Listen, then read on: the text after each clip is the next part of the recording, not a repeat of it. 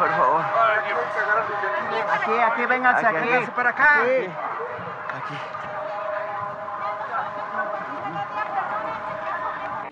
A ver, señores, hay una escuela caída en Villacuapa. Hay una escuela colapsada en Villacuapa, ya están confirmadas, están pidiendo apoyo. Está la 5 disponible, la 8, ¿cuál? ¿Sabes qué colegio, Fede? ¿Sabes qué colegio? Yo tengo algunos daños en la escuela, termino de laborar aquí y me reporto para rescate. Ay, el 19 de septiembre, justamente un día que todos estábamos esperando. No hoy, no mañana, pues sabíamos que algún día tendría que volver a temblar así de grave.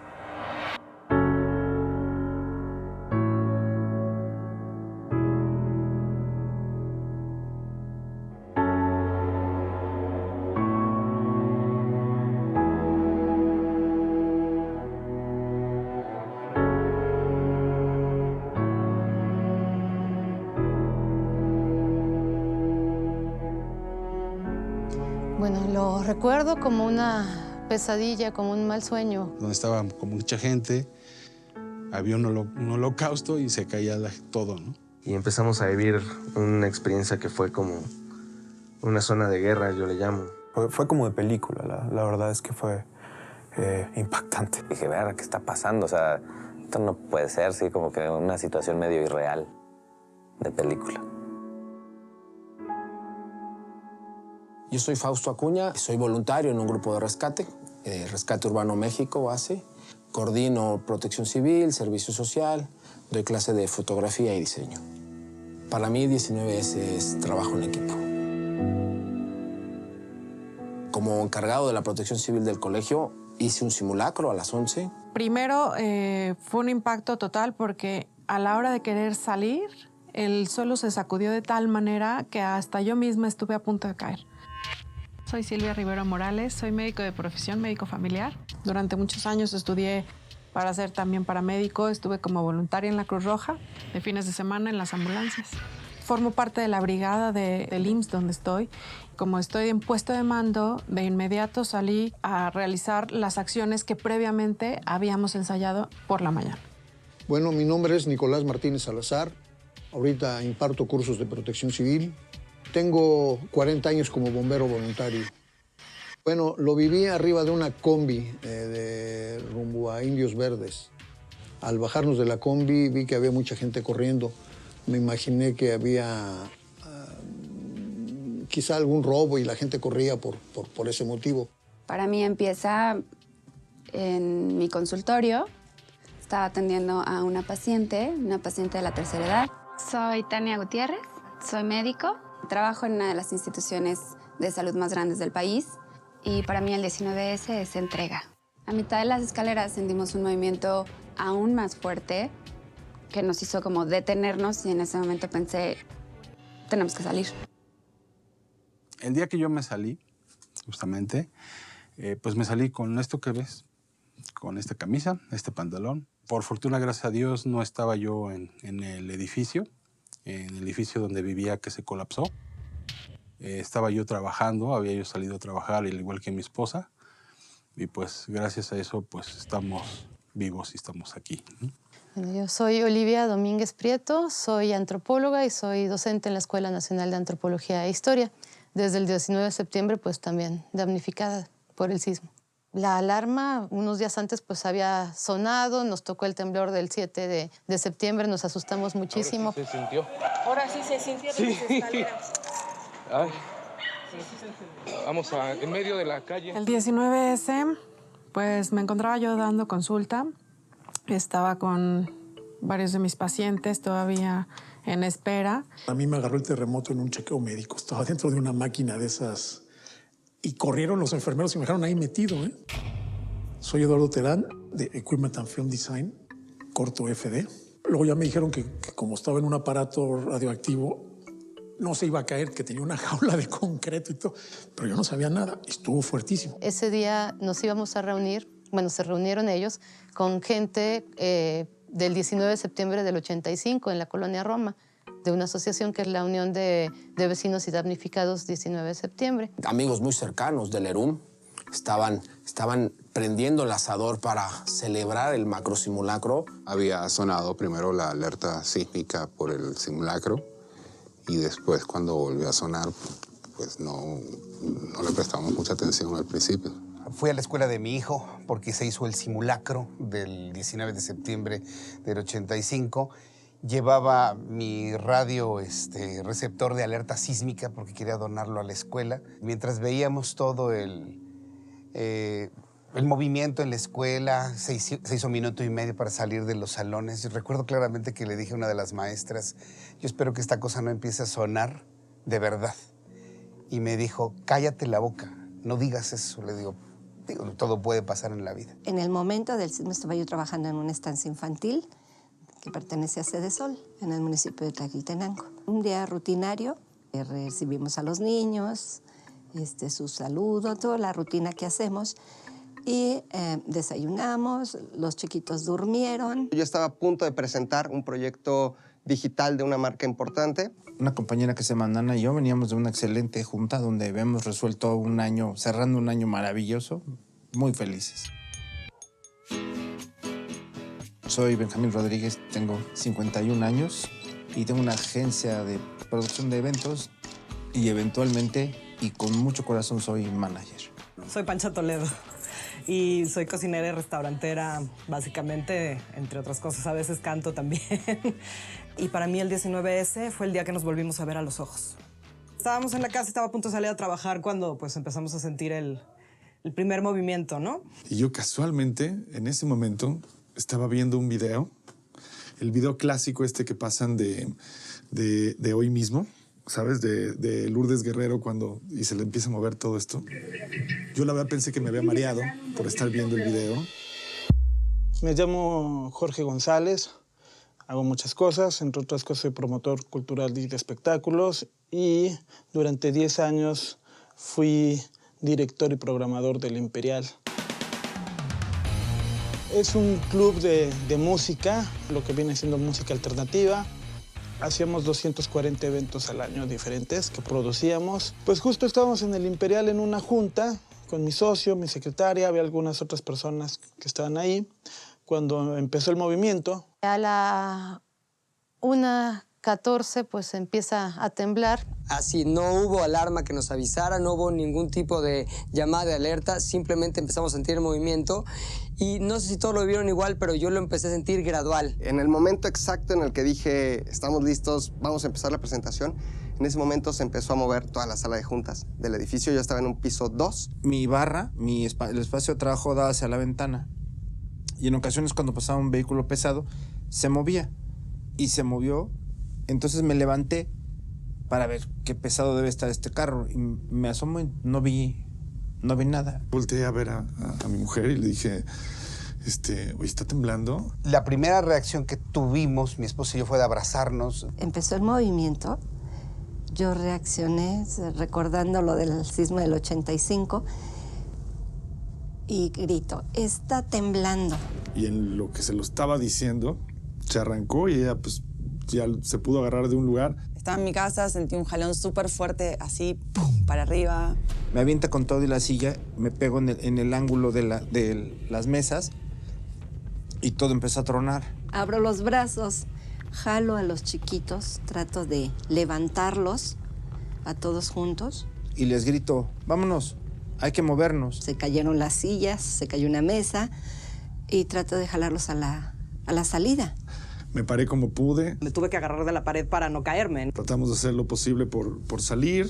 Recuerdo que una chica de una agencia de publicidad me jaló de la mano, me llevó así, sin conocernos, ¿no? Me jaló de la mano, me llevó por las escaleras, nos bajamos. Íbamos en fila india, yo era el último, y recuerdo que tomé de los hombros a mi compañera. Se vuelve un caos, ¿no? No encuentras nada, llaves, teléfono. Tal cual estaba mi marido ahí, Poncho, y llegó conmigo, ¿no? Agarrados de la pared. Que no había manera en que pudiéramos acercarnos a la puerta, ¿no?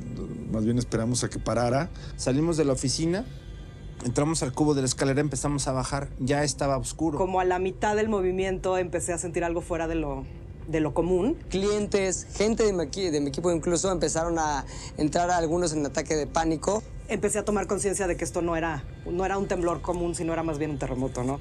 Ya saben, tranquilos, todo está bien. Creo que no pensé mucho, simplemente me levanté, tomé a mi paciente. Ya cuando empezó más fuerte nos espantamos. Seguí como con ella, avanzando. Cuando vamos bajando por el cubo de la escalera, que es angosto, íbamos pegando con las paredes y todo el edificio crujía y empezó a caer polvo. Todo el tiempo que duró, tronaban las ventanas, tronaba el edificio completo. Y vemos cómo va una señora mayor, muy delgada, chiquita, con su bastón. Recuerdo que había mucha gente alrededor tratando igual de salir. Pues agarré a la señora, me la eché en el hombro con todo su bastón y me bajé corriendo con ella. Voy yo hacia la salida principal, que había unas escaleras, y se empieza a caer el techo.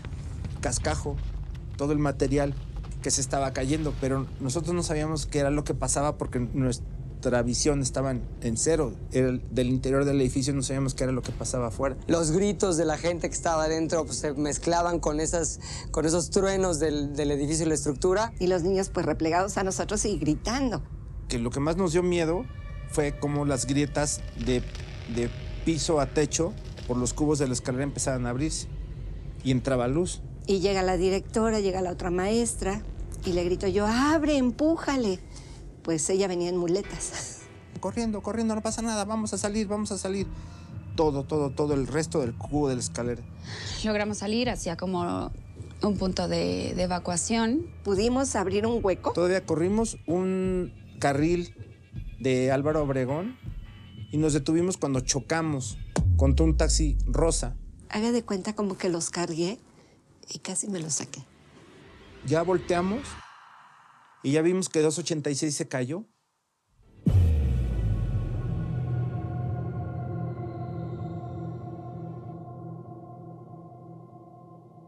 Al momento de empujar la puerta de emergencia fue cuando se desplomó el edificio de enfrente. Justo en ese momento se escuchó un tronido muy, muy fuerte y lo vimos caer. 6 pisos creo que eran. Ya estaban en 2 o 3 pisos, todo se vino abajo. Toda la cuadra se inundó de polvo y uno de los recuerdos que tengo es ver a la gente en ese momento en estado de shock, todos llenos de polvo, todos empanizados, ¿no? Volteo y toda la gente está llena de tierra, con los ojos de este tamaño, están bien, así abrazándose y todo. El impacto que yo tuve es, gracias a Dios salimos con vida, y ver la casa de enfrente toda caída. Con el shock de toda la gente, ¿no? De todo el mundo, pues sin saber qué realmente estaba pasando. Es increíble. Yo no lo creo. Tengo 2 manos y no estoy tan grande. Creo yo que no sé. Pero los pudimos sacar. Y al fondo de la avenida, que es una avenida muy grande,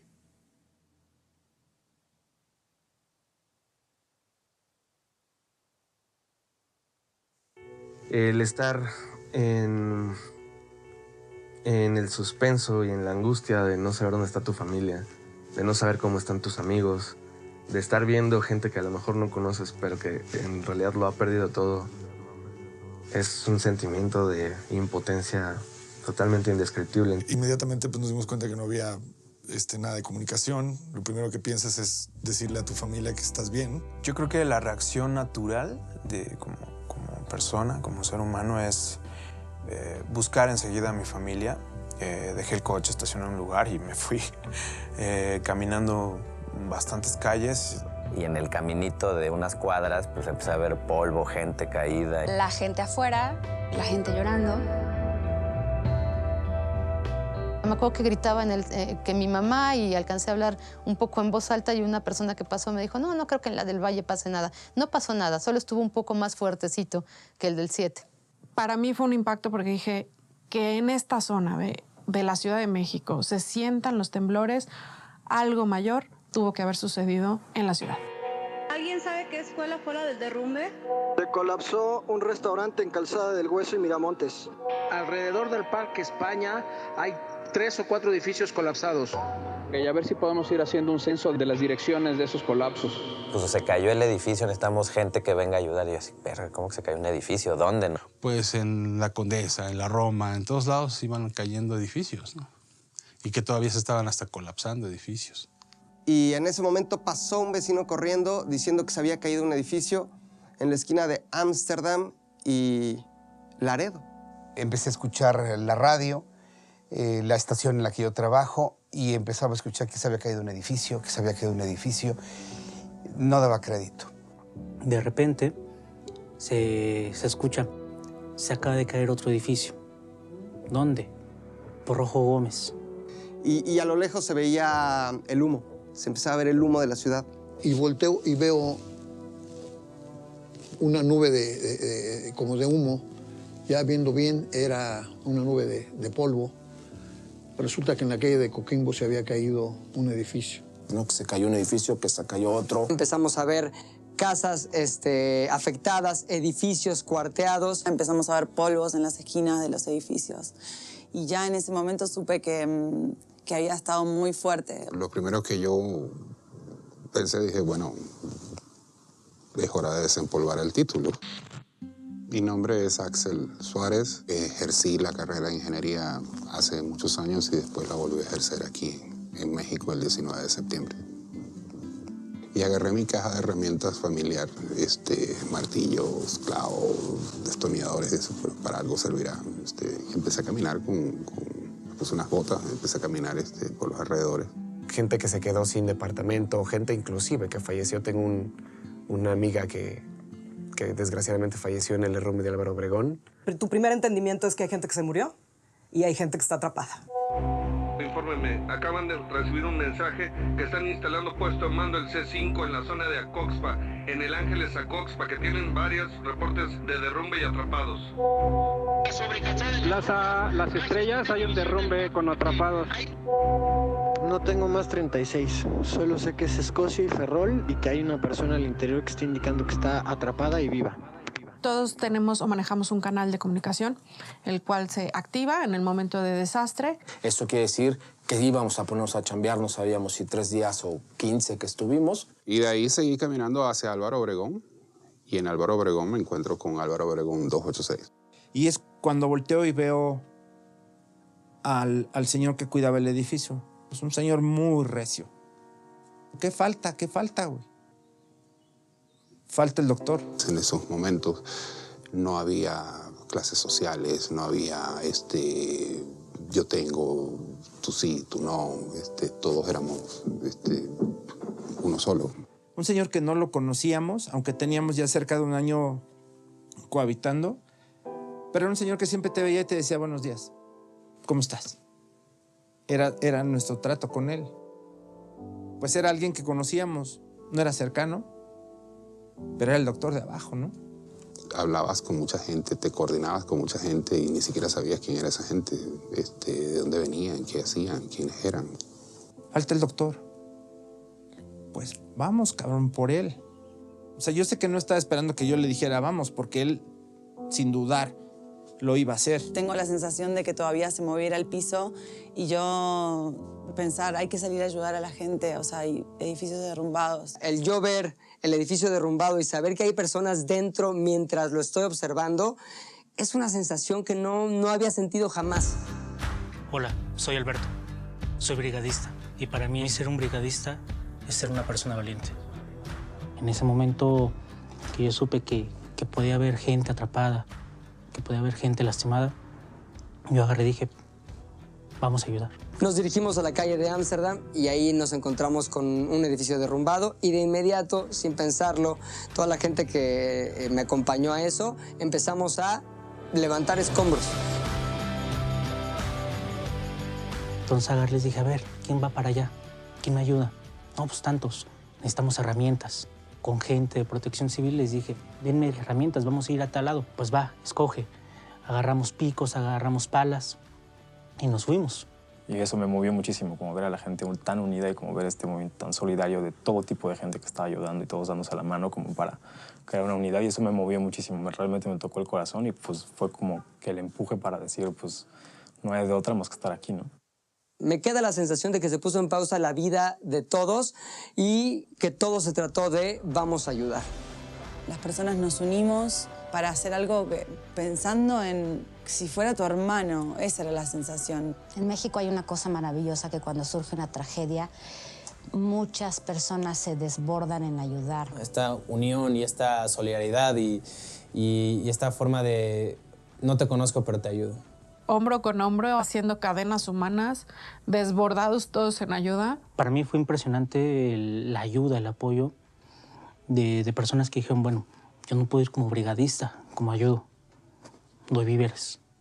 Me tocó ver y recordar gente que realmente de muy escasos recursos ponía cosas. El chiste era tratar de ayudar, primero no estorbando y después realmente colaborando en alguna actividad, ya fuera cargar alguna piedra, mover gente, informar. La gente se ayudaba de formas que nunca había visto y bueno, fue algo muy bonito, la verdad, el ver cómo reacciona la gente ante una situación de catástrofe. La capacidad de reacción de la gente obviamente te quedas impactado, te quedas imbuido y lo único que tienes que hacer es, bueno, ¿en qué puedo ayudar?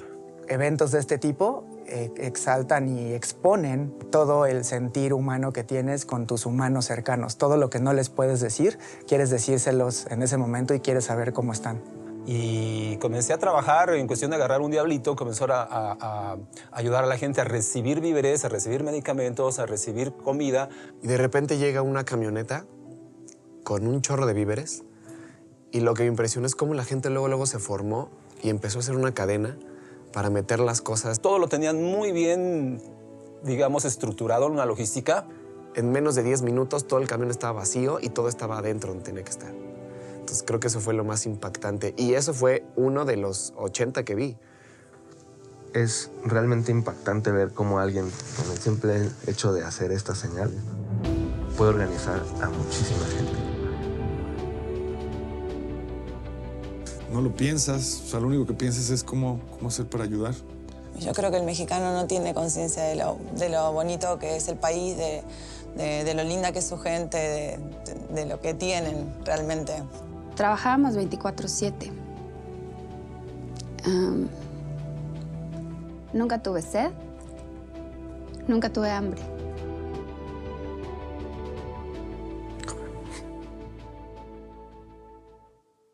Los jóvenes, la gente en general, el pueblo se desbordó, cosa que siempre nosotros como rescatistas estaremos agradecidos, ¿no?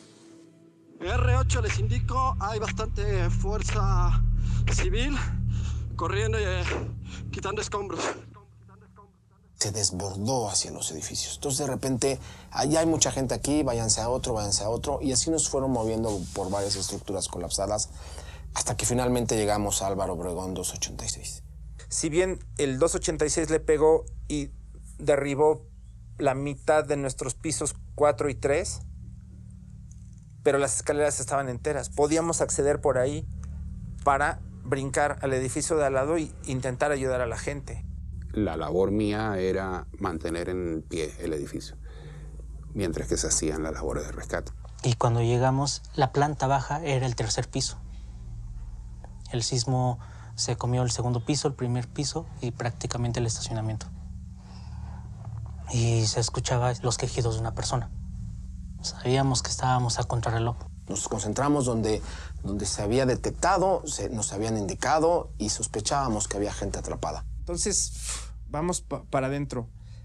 No te miento cuando te digo que las piernas se me doblaban por la sensación, por el movimiento, por el miedo de no saber qué era a lo que nos íbamos a enfrentar. Meterme por hoyos de 30 centímetros de alto con 8 toneladas de concreto encima para ir apuntalando los caminos donde se iban metiendo los rescatistas. Entonces, por lo tanto, el primero que tenía que pasar era yo. Empezar a apuntalar, empezar a romper, empezar a buscar. Nosotros entramos a lo que era la sala de ese tercer piso para tratar de escarbar. Mi primer movimiento es otra vez voy para adentro y en ese momento me acuerdo de todo lo que depende de mí. Todo lo que depende de que también mi claridad esté por las familias que dependen de lo que yo puedo generar. Estar en los escombros, dentro de los escombros, o estar dentro de un edificio que está a punto de colapsar, creo que no cualquiera. Y entonces ya no doy un paso más. Me doy la vuelta y me regreso. Y me regreso con ese conflicto que yo pensé que ya lo había superado al total, y al final veo que no es verdad, porque... Dominar el miedo. Creo que eso fue lo más grande que yo hice durante todos esos días, fue dominar el miedo. Porque sí daba mucho miedo, en verdad. Tenemos que ser muy fríos, porque sabemos las consecuencias de lo que podía pasar estando directamente en los escombros. Que podía haber nuevamente un sismo y que eso se nos pudiera caer. Rompíamos losas y eran losas muy gruesas, y más equipo y más trabajo y sacar cascajo. Levantar escombros es muy cansado, muy cansado. El tener tiempos muertos y estar esperando a que den las órdenes de volver a quitar escombros, o estar callados, saber en qué momento callarse, saber en qué momento quitar todo. Y tratábamos de llegar a este punto detectado con víctimas por dos frentes, ¿no? Hasta que por un poco de inestabilidad estructural decidimos que el punto de ataque era donde nosotros nos encontrábamos, mi célula particularmente. De repente se escucha que empieza a tronar el edificio. Todos dicen, sálganse, pero no era tan fácil de salir. Había pedazos de varilla que teníamos que saltar para poder salir del edificio. Salimos, esperamos como media hora, no se cayó el edificio, para adentro otra vez. Y yo creo que lo que más me impactó en ese momento fue cuando, después de un arduo trabajo, no recuerdo ya las horas, porque de repente las horas se pasan y tú no te cansas por la misma adrenalina, tuvimos contacto con las víctimas. Eso es magia. Perdón. Cuando, o sea, de repente tras una losa, te contestan de allá adentro, te dicen, aquí estoy, ¿no? O sea, es decir, híjole, todo este esfuerzo, todo este sudor, todo este cansancio, amigos lastimados o no, llegamos a alguien. Ahí era un disparador para que tú siguieras, y siguieras, y siguieras, y siguieras, y siguieras.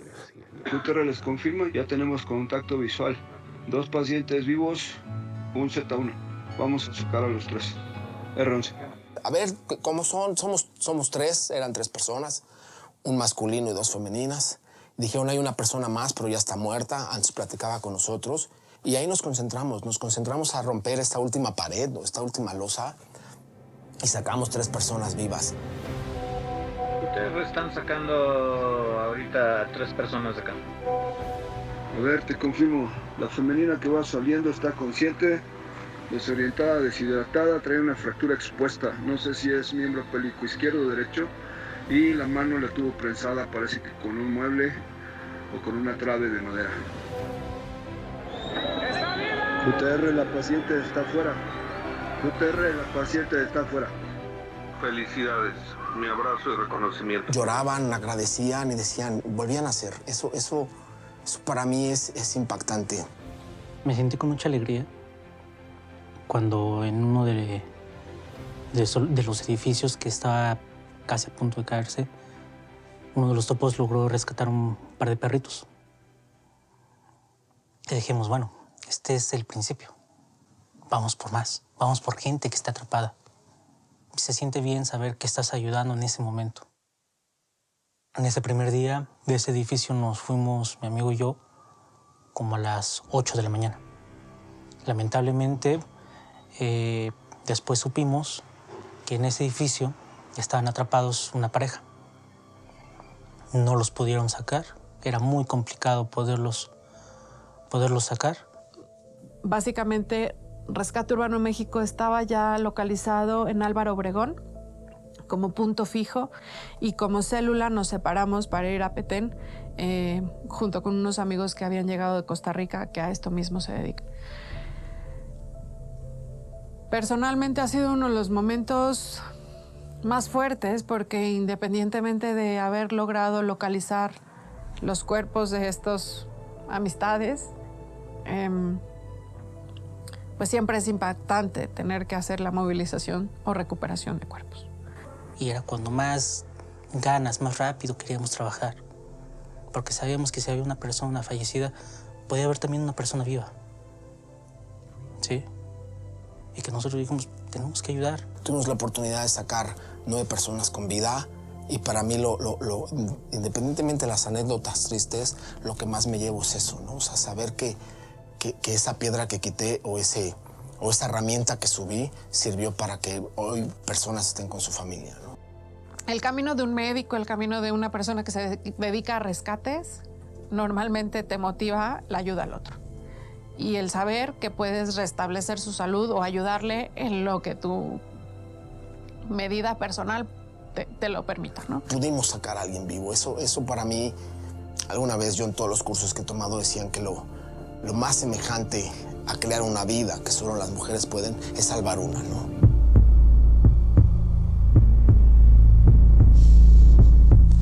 La ciudad vive y en esta ciudad hay un montón de gente que es gente, que sí sabe ser gente todavía. Todo el mundo quería ayudar, pero no sabía cómo. No sabían exactamente qué estaba pasando. Los que estaban en la Condesa, pues sabíamos un poco lo que pasaba a nuestro alrededor, pero los que estaban fuera no tenían todavía noticias y no sabían exactamente qué tan grave era la situación. Hay un evento y finalmente necesitas una infraestructura alrededor. Ok, están los rescatistas, pero ¿qué van a comer?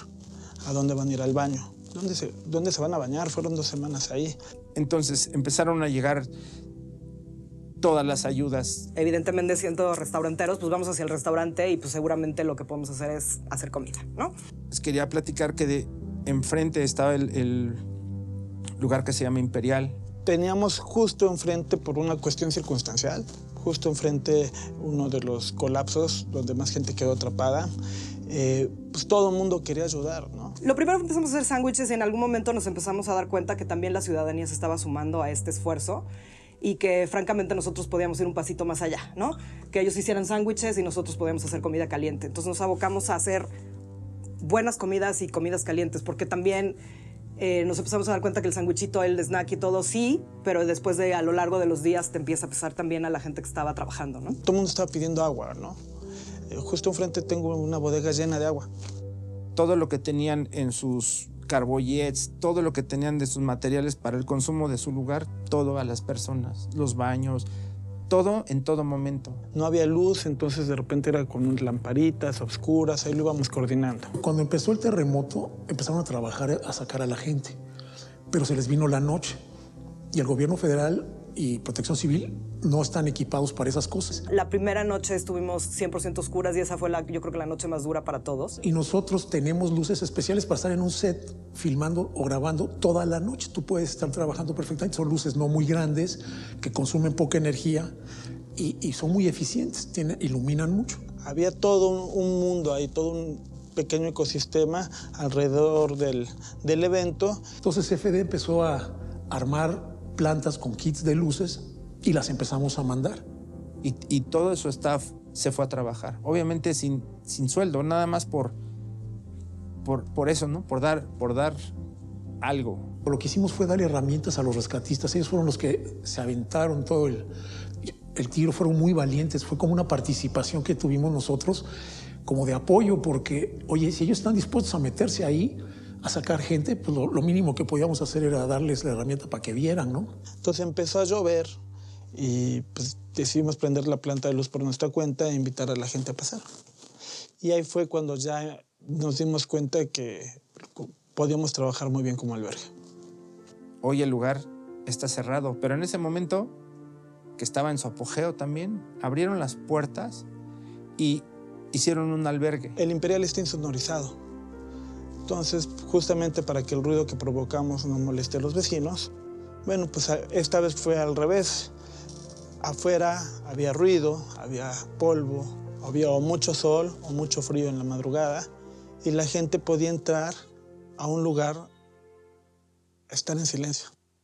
Y veías ahí un montón de cosas, la esperanza y verías la tristeza, la pinche desesperación. Justo por estar enfrente del colapso, tuvimos la oportunidad de ayudar y atender a los familiares, que también era una situación pues muy desgarradora, porque no no dejaban de ver el colapso.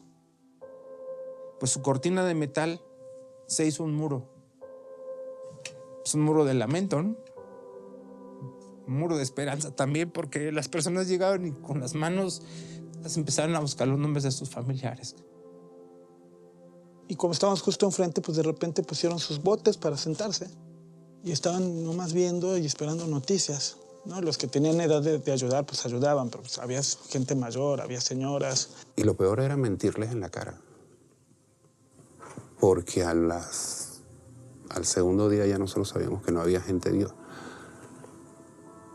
Y esa gente estuvo 11 días esperando, quizás con el paso de los días ya con menos ilusión, pero siempre esperando de que uno tuviera buenas noticias. Para el día viernes, yo creo que en todos los lados donde había gente atrapada ya olía muerto. Era un olor ya que se percibía en el momento que te pasaban las cubetas con escombros. La misma cubeta ya olía muerto. En algún momento entró un sacerdote y nos puso una Virgen de Guadalupe en una de las columnas rojas del Imperial en la pista de baile. Pues yo soy agnóstico y mi socio profesa otra religión. Entonces, digo, no, tampoco tenemos problemas, pero pues, aparte somos un antro de rock, ¿no? Fue extraño, pues una Virgen de Guadalupe de buen formato sobre una de las cajas de luz. Y una de las familiares, una señora, puso su colchón, sus sábanas, y se durmió ahí abajo. Entonces, de repente te das cuenta que tienes que dar a la contingencia lo que necesite la contingencia. Entonces, esa señora necesitaba depositar su fe en un momento de crisis y se durmió abajo de la Virgen de Guadalupe, un antro de rock.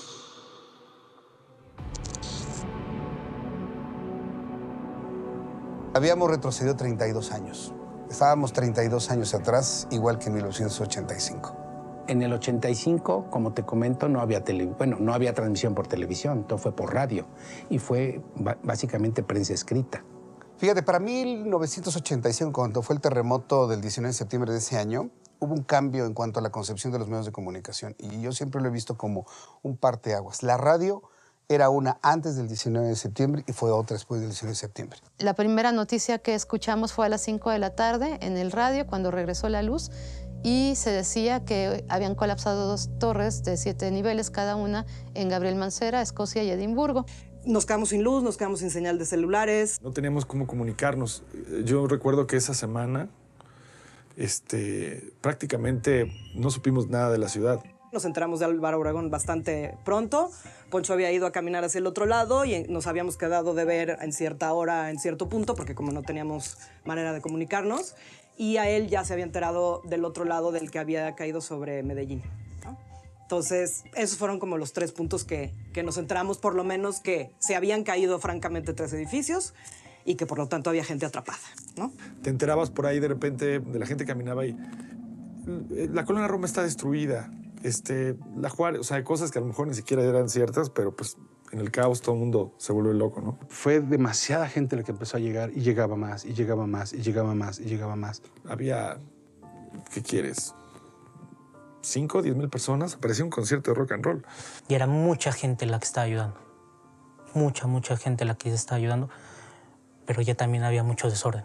En el caos todos se vuelven directores, y todo el mundo organiza y se haces una cola y no sabes ni dónde. Había gente que no vivía en la colonia diciéndote que no podías pasar a tu calle y era ridículo, ¿no? O que no podías caminar por aquí. Empezamos a mover piedras, pero de repente nos dimos cuenta que las estábamos poniendo en la calle y alguien dijo, ¿y por dónde va a entrar la ambulancia? Entonces, otro contingente de gente empezamos a ponerlas ahora encima del camellón. Yo tenía claro que no me iba a ir a levantar escombros. Teniendo 2 niños pequeños no puedes asumir ese riesgo. Sin embargo, es muy desesperante ver que hay otros lugares y que hay sobre todo una escuela en donde teníamos chats con padres de personas que estaban ahí esperando a sus hijos y es muy desesperante no poder ayudar, ¿no? Y que además te decían, no vengan. Yo soy Brisa Alonso. Soy diseñadora de vestuario, especialmente para teatro, ópera. Incursiono recientemente en cine. Obviamente, como muchas personas, teníamos la intención de ayudar, pero había ayuda desbordada y no organizada. Toda la gente quería ayudar en el mismo momento. No había ese rol de turnos. Nuestro apoyo en la Ciudad de México como que ya estaba saturado. O sea, de bastante gente que quería ayudar y al final de cuentas nada más estábamos estorbando. Caminamos de un lado a otro por todos los edificios que en la Colonia Roma, Colonia Condesa, estaba saturado de ayuda. Al principio yo me imaginé recogiendo piedras y escombros cuando empecé a ver los desastres, pero después dije, la gente que sabe es la que lo está haciendo y digo, ya llegamos un poquito tarde por el tramo. Entonces, ¿qué podía hacer yo, no? Otra cosa que noté es que en los supermercados y cosas alrededor de donde yo vivía ya no había latas, agua para comprar y dar, ¿no? Se volvió un caos porque para nosotros los que vivimos ahí, el llegar a poder comprar estas situaciones, agua, pan, leche, ¿no? O sea, las cosas que tendrías que ver para subsistir, era un poco imposible porque toda la gente que lindamente vino a ayudar no compraba las cosas por su casa, las compraba muy cerca. Había mucha gente que daba víveres y que daba agua y demás, pero no sabías claramente qué cosas hacían falta o si las cosas estaban llegando de verdad a las zonas en donde las necesitaban, ¿no? Y dijimos, pues bueno, hay muchas zonas alrededor que necesitan más ayuda y que no todos tienen acceso, ¿no? Que no pueden llegar o que no tienen la disposición o que, no sé, por X o Y no pueden llegar a esos lugares, ¿no? Y vimos que en Tetela de Volcán no había llegado tanta gente. Una amiga, Claudia García, actriz, también me pasó una lista de justamente los lugares en los que no había como mucha ayuda y nos fuimos directamente a Tetela del Volcán. Bueno, yo estaba muy activo en redes sociales. Funcionaban las redes sociales, pero también las redes sociales, Twitter y Facebook, hay que decirlo, se constituyeron en un generador de muchos rumores. Las redes sociales son un arma de doble filo, ¿no? Nos tocó este desastre en una época en donde la información está al alcance de todos, en donde estamos hiperinformados. Es decir, todos creemos, porque no es así, pero creemos saber todo de todos. Y es un arma de doble filo porque a veces las redes sociales te pueden engañar o el internet te puede engañar. Otros medios especializados, y hablaría de la televisión y el radio, se enfocaban todo el tiempo a hablar de lo que sucedía, pero me parece que estaban puntualizando y dramatizando cosas que sí estaban mal, que sí había momentos de crisis, pero dejaron atrás muchas otras cosas que después viví como brigadista y que me dio hasta cierto punto un coraje tremendo de que la verdad estaba a cuentagotas. Estas noticias falsas o en ese momento hicieron muchísimos grupos de WhatsApp y decían mentiras. Porque ilusionaban a la gente, decían, oye, se cayó un edificio acá al lado. ¿Cómo crees? Yo estoy aquí al lado y no hay nada. Tipo fake news, ¿no? Nos mandaron a un lado donde no había nada. Empezamos a ver incendios, empezamos a ver caídas que después nos enteramos que no eran de ese día. ¿Por qué? Porque la información fue lo primero que se empezó a mezclar y a confundir. Edificios que se habían caído, pero que no se habían caído, o edificios que peligraban, pero que en realidad no, o víveres que se necesitaban, pero ya no. Entonces había mucha malinformación. Y te das cuenta de que había falsas alarmas, que no tenías por qué correr a atender, sino que había otras verdaderas donde valía la pena ir. O sea, de pronto gente que realmente necesitaba ayuda se iba para otro lado. Bueno, y no se diga el tema de las televisoras, ¿no? Y entonces, a partir de una emergencia que no sabes a dónde atender porque estás desubicado, porque los medios te desubicaban y porque tú querías ayudar, esa impotencia te lleva a actuar por tu propia mano. Así que me fui a mi trinchera en radioarquitectura a transmitir información verdadera que podíamos comprobar, todo el staff de radioarquitectura. Ahí está el caso, por ejemplo, de Verificado 19S, una iniciativa de jóvenes millennials que 4 días después del 19 de septiembre lanzaron su primer tuit y que justamente lograron eso, informar con veracidad de qué se necesitaba, en dónde. Mi participación fue más corroborando información, solicitando apoyo, quitando los chismes que estaba viendo, diciendo qué tanto se necesitaba, qué tanto no se necesitaba. Fue más como un medio de comunicación entre los desastres que hubo ahí en la zona. Repito, no se necesita más gente, pero se están armando las brigadas aquí, en División del Norte y Eugenia. División del Norte y Eugenia. Se están armando las brigadas. Si alguien quiere ayudar, si alguien tiene el equipo para ayudar, que son guantes, botas de seguridad, chalecos, cubrebocas, es indispensable que ustedes lo traigan.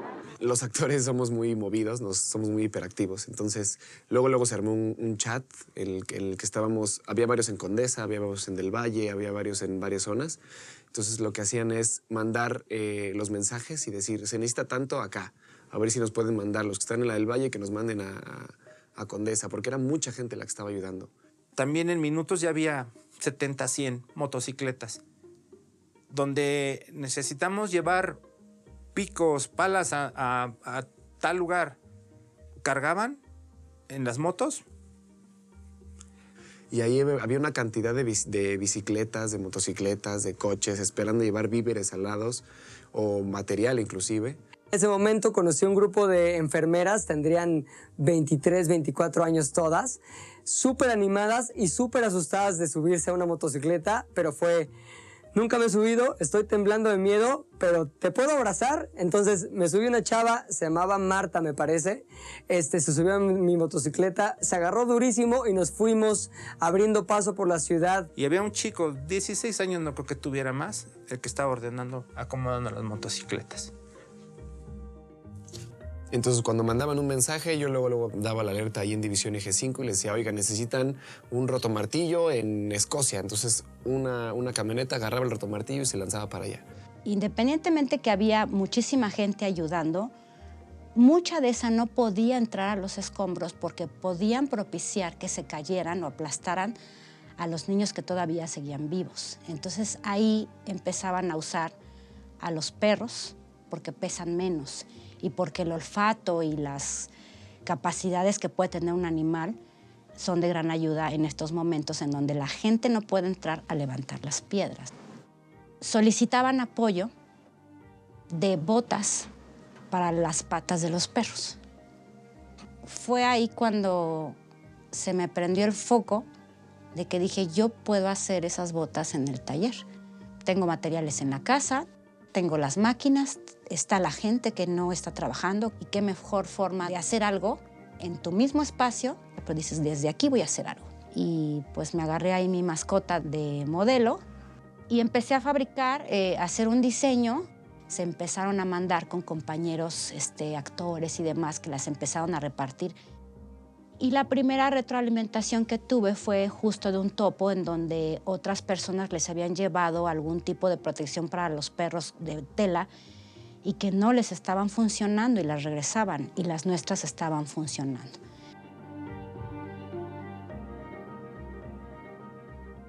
Muchísimas gracias.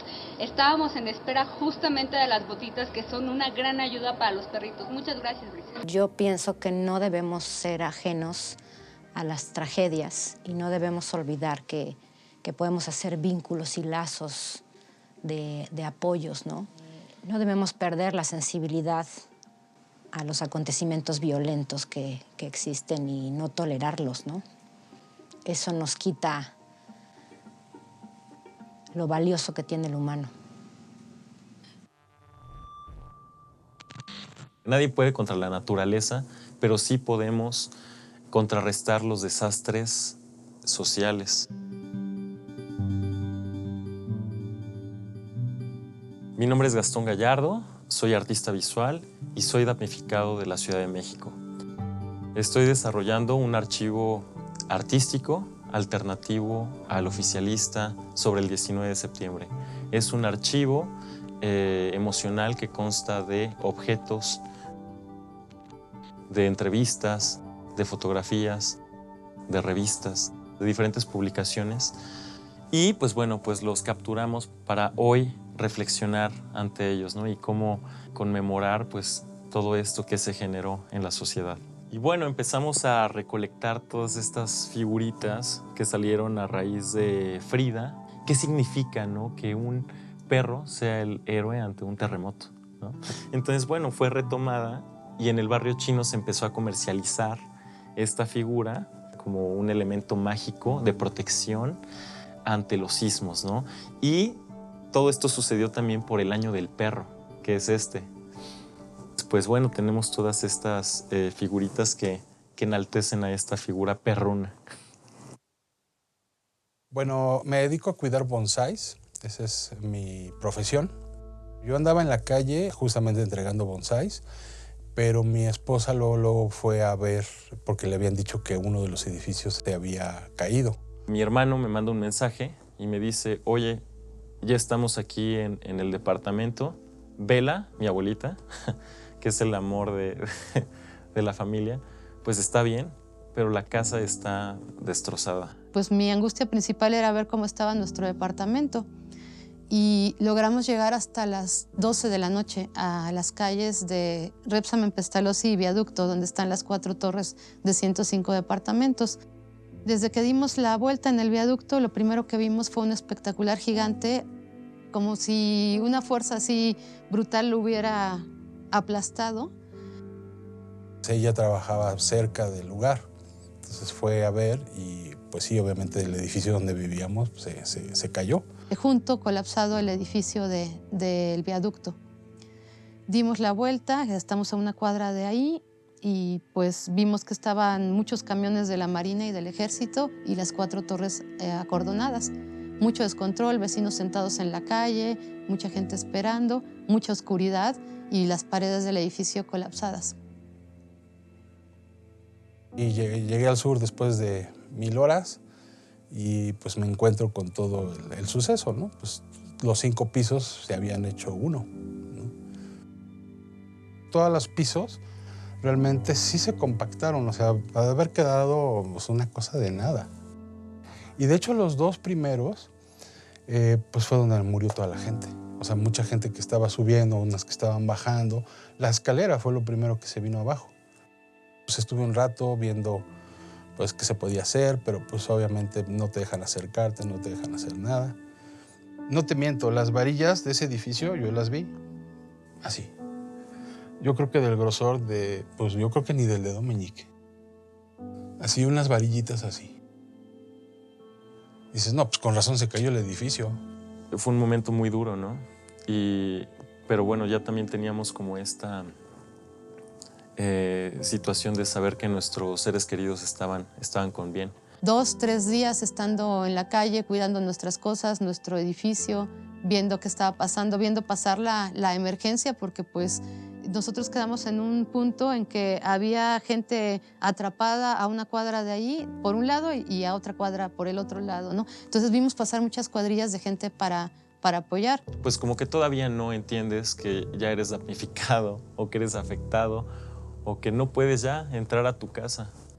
Yo no me asumía como damnificada, yo decía, pues de todas formas rento, pues sí, pero el único patrimonio que tendría yo de por vida está perdido, ¿no? Pero este lugar en el que desde una casa de alguien que no conoces te puede mandar un mensaje a tu refugio, al lugar donde estás viviendo, pues ha sido muy emotivo, ¿no? Leerte sin conocerte. Entonces, pues muchos mensajes que eran, pues vamos a salir adelante, te apoyamos, chíngale. Gente que de pronto llegaba con una bolsa de dulces y pues decía, yo solamente les puedo dar esto, pero pues quiero darles un mensaje, ¿no? No están solos. Y eso en ese momento pues lo valoras muchísimo. Hubo unas chicas que llegaron en una moto, la chica de atrás traía una cacerola y unos platos, sin preguntar se puso a repartir entre mis vecinos platos, sopa. O sea, yo nunca pensé necesitar que alguien me sirviera una sopa en la calle, por ejemplo, ¿no? Jamás. O sea, fue algo muy fuerte, pero pues algo que creo que un gracias queda corto. En ese sentido, mucha gente solidaria. Y yo creo que pues eso es lo que hay que recuperar de esto. Bueno, yo lo que quiero es generar un temblor emocional, ¿no? Cómo después de tantos meses, tanta gente, seguimos fuera de nuestras casas, pero cómo reactivar a través de las personas este sentimiento de solidaridad, ¿no? La sensación de solidaridad que para 1985 tuvo un efecto al tiempo de meses, de años te podría decir, de esa sensación de solidaridad, ayudarnos todos, de dejar atrás otro tipo de actitudes. En este terremoto se acabó en cuestión de 1 o 2 semanas. Después que la gente se le pasó el miedo, la gente siguió su vida normal y siguió siendo la misma. Al paso de los días, el tema es que la emergencia se empieza a volver menos importante porque pues, al paso de la semana y los 10 días te empiezas a caer en cuenta que pues, la gente ya no puede vivir. O sea, la gente vive una semana, vive 10 días sin comer y sin beber, pero ya sabes que a las 2 semanas ya no vive nadie. Tanta necesidad de ayuda, pues la gente se solidariza y sale y da y lleva. Pero creo que también la vida tiene que seguir. Olvidamos muy rápido. Olvidamos muy rápido a las personas, olvidamos muy rápido las situaciones, a los muertos, y llegan otras cuestiones que de pronto la situación política o social del país pues opacan todo ese dolor, ¿no? Algo que nosotros como agrupación de damnificados criticamos mucho es que se tratara de borrar de tajo esto, ¿no? Ya pasó la emergencia, 15 días, la vida vuelve a la normalidad, ¿no? Y si ahorita vamos a los mismos lugares que sucedieron las mismas tragedias o los derrumbes, hay mucha gente que sigue viviendo en el abandono, ¿no? Y pues la verdad es que el dinero que está destinado para la reconstrucción del fondo no ha fluido hasta el día de hoy. Precisamente, como unos 4 meses antes, tuvimos un encuentro con el entonces jefe de gobierno, Miguel Ángel Mancera, los periodistas del Heraldo. Y en esa reunión él nos dijo que la Ciudad de México contaba con 9,000 millones de pesos de contingencia, o como un programa de contingencia para ayudar en caso de desastre en la Ciudad de México.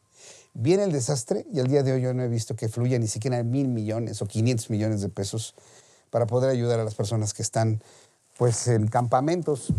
La verdad es que hasta el día de hoy la reconstrucción no ha comenzado. Hay gente que se le han dado cheques de estos de plástico que parecen así de Chabelo, ¿no? Y hasta la fecha, ya son 8 meses y no hemos llegado a ningún lado. Hoy el jefe de gobierno sustituto, que es José Ramón Amieva, habló de 2,500 millones de pesos que le instruyó a la Secretaría de Finanzas a liberarlos ya, pero hoy por hoy, a casi un año, sigue habiendo campamentos, gente que no tiene casa. Nada más le dan vueltas, y le dan vueltas, y le dan vueltas. Ha fallecido mucha gente. En nuestro edificio fallecieron ya 4 personas. Y nos pueden decir, pues eran adultos mayores, pero dime, o sea, no es común que en un edificio en 3 meses, porque esto pasó entre septiembre y enero, fallezca tanta gente. En el multifamiliar ya van 11 personas, más de las víctimas que cobró el sismo en ese momento, ¿no? Y que también están a la expectativa de que les reconstruyan su hogar por nada, ¿no? ¿Dónde está la ayuda que nos mandaron los otros países? ¿Dónde está la ayuda que llegó de otros estados? Mira. Tuvimos después del terremoto una reunión, los periodistas que conducimos los programas de radio y televisión, un encuentro con el presidente Enrique Peña Nieto en Los Pinos. Hablamos del terremoto y él nos reveló las cifras preliminares de a cuánto ascendían los daños. Él hablaba de 38,000 millones de pesos y que posiblemente podía subir a 45,000 millones. Las ayudas internacionales y locales sumadas, lo que dio Gael, lo que dio la cantante, lo que dio el actor, todo eso sumó apenas 3,000 millones de pesos. Estás hablando que no es ni el 10%. Y mucho de ese dinero lo utilizó la Cruz Roja Mexicana para poder ayudar a las personas heridas de urgencia, ¿no? Fue un dinero que se diluyó rápidamente. Hoy nos decimos una ciudad resiliente, pero creo que más bien debemos de ser una ciudad preparada.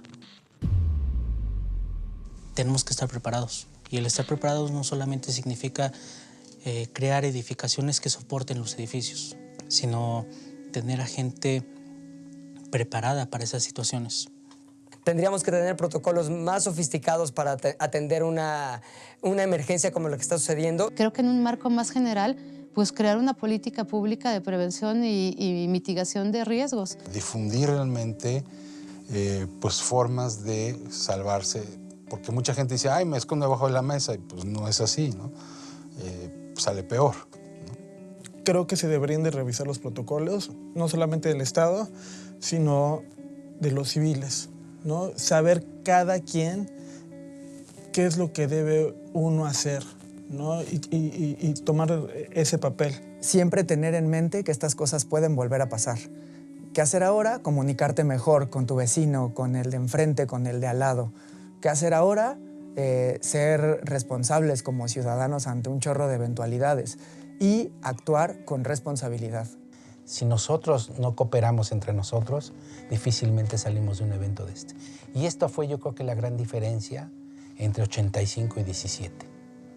Que hoy la sociedad civil se puso una sola cachucha y se puso a ayudar. Se metió en el rescate de lo que fuera.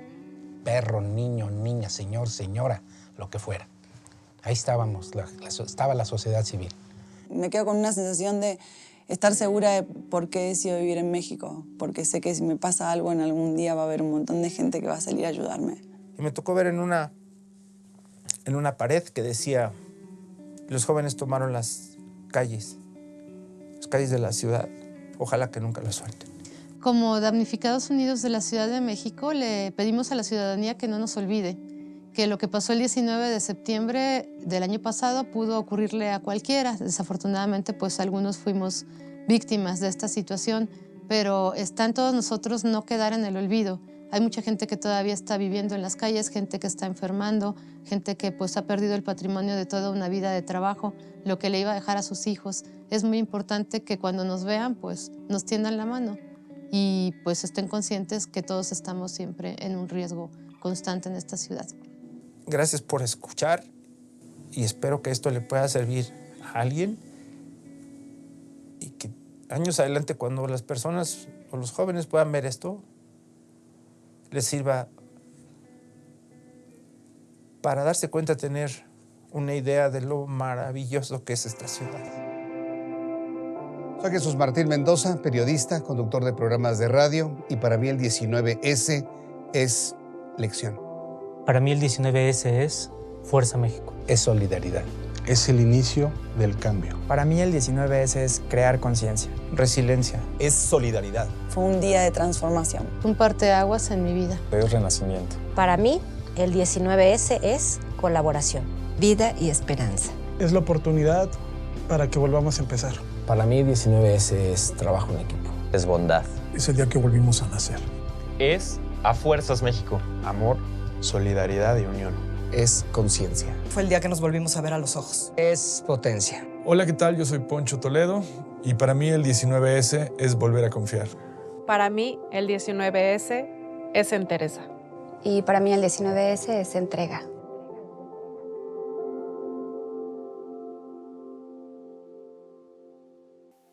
Okay, está temblando muy fuerte aquí en México. Hacienda 12,000, 2,000 pies y viene a la izquierda a Lucía.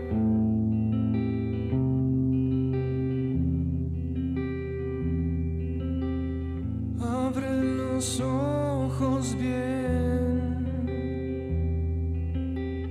no olvides quién es quién. Ahora que estás aquí, el tiempo se detiene. Baja la guardia, soy real y ve a través de mí.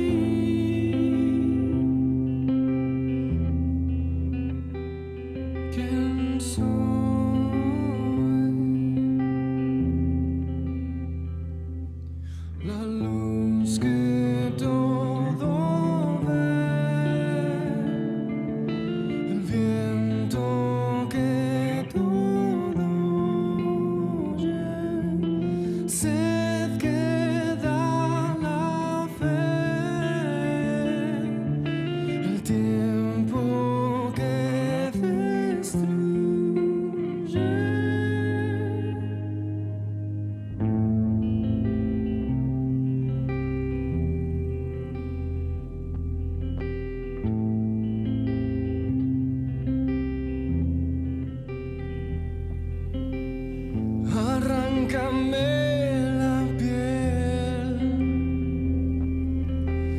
vístete de mi ser.